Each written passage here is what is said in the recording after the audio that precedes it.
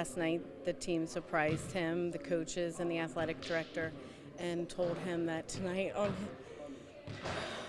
Luke's mom, Jennifer Atkinson, was overcome with emotion Tuesday night, talking about the kindness the Middletown community shares for her son. They told him last night that, and it was a huge surprise, but they told him for senior night he could suit up and he could start the game.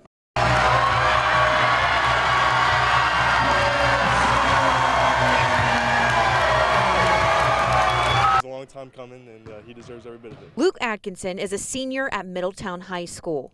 He's just so excited. I mean, he has been excited just to be a part of the team. He's also the team manager for both the boys basketball and soccer teams. And Tuesday marked senior night. Crowds of purple applauded Luke for a job well done. Are you excited for tonight's game? Yes. He's a man of few words, but Luke's teammates could go on forever talking about Luke's character. Luke is just one of our guys. Like, he's family to us. Luke is great to have around. He's always got a good attitude. He's always the smile that we need in our day whenever we have a rough practice or anything like that. What are you excited about with this game? Maybe 3 pointers. Jennifer says right after Luke was born, he was diagnosed with Down syndrome. You worry about what's this going to look like. You worry about like the academic piece, but we also worried about the social piece. She says she wishes that at the time of Luke's diagnosis, she could have known what she does now, that Luke would grow up to have a marvelous purple life.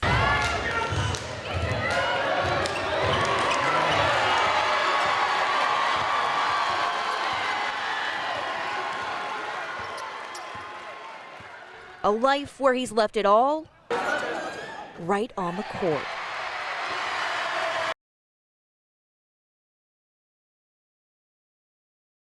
Look at us as kind of like maybe not their friend, but you can see by what's going on behind me here. These are officers that interact with individuals all day, every day.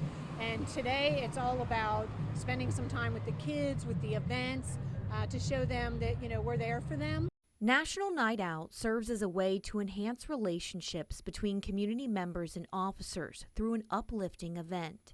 People need to understand that our officers are more than just the individuals that respond. We have a lot of our different equipment here for them to see this is how we might respond, but I'm hoping they also see the person behind that as well. So, it's important for them to understand that our officers are not only the warrior that comes out to these calls, but the guardian at heart that is there for them. Departments across the tri-state hosted grill-outs, snow cones, bounce houses, and games for the community, and relayed an important message. I always preach that community is the most important thing that we have as a police department with a community. So when we have that and it works, it's great. But when it doesn't, that's when problems happen, and those are the problems that we try to avoid. Tuesday marked the first night out for the Colerain Police Department. Officer Bolt says the event provides a level of camaraderie. Let them know that we're here, we're listening, we want to hear what they need, what we can do to help them. Something his daughter Zara appreciates. I think it's really cool that he's an officer, and it's really fun being here and getting to see what he's done. As SWAT trucks, fire crews, and K-9 officers educated and interacted with residents, the Blue Line family stepped back to appreciate the kindness that unfolded on this National Night Out. You know, officers get a bad rep sometimes, and I think it makes them happy to see that people are coming out to have fun with them. I want, all officers, not just Colerain officers, to know that they're appreciated. People love them.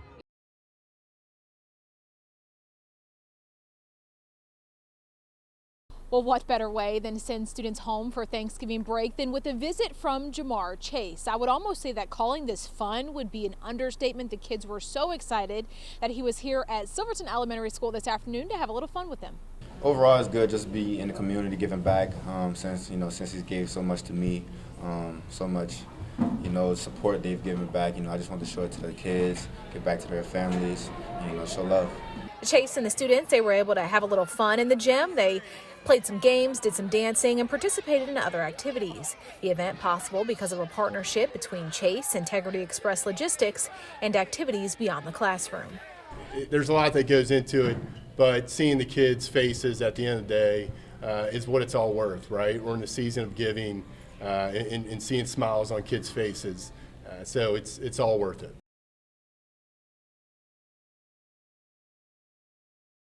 I was able to completely argue using the AI in many cases, just the right to be heard. Christopher Brock says he's the first person in the United States to win a court case while representing himself with the help of artificial intelligence like ChatGPT. You can't go into an AI and say, win my case, it's not going to work.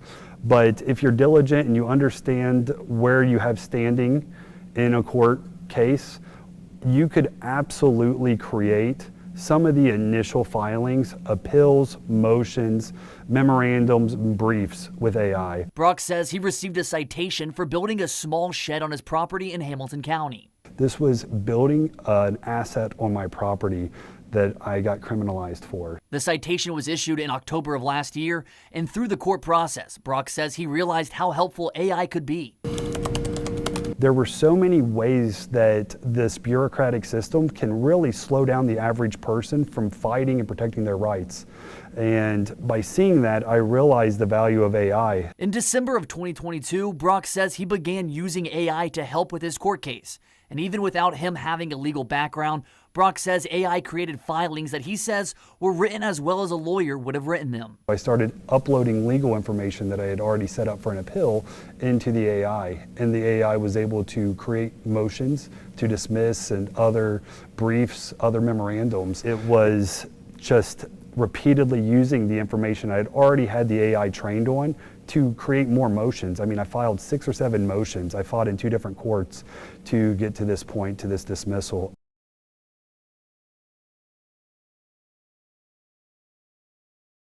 We were just watching the whole building engulf in flames and pieces of the building fall down. Kylie Brink says she was the first person to call 911 when her building at the Delshire Apartments went up in flames. Lots of memories now, taken away, and lots of, toys, all the above, Kids lost everything, unfortunately. 12 families, including Brink's, were displaced following the fire. You can actually see the aftermath here where the flames blew through the roof of the building.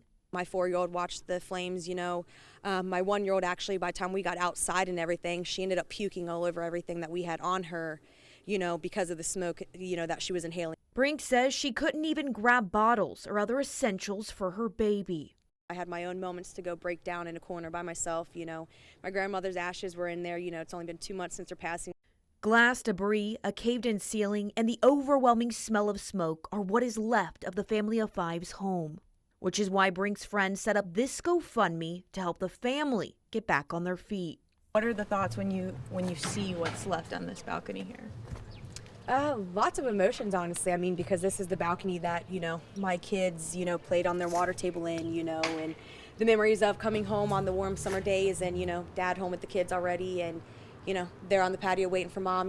This little pink bike, tainted by smoke, is now only a memory Brink's children can ride on.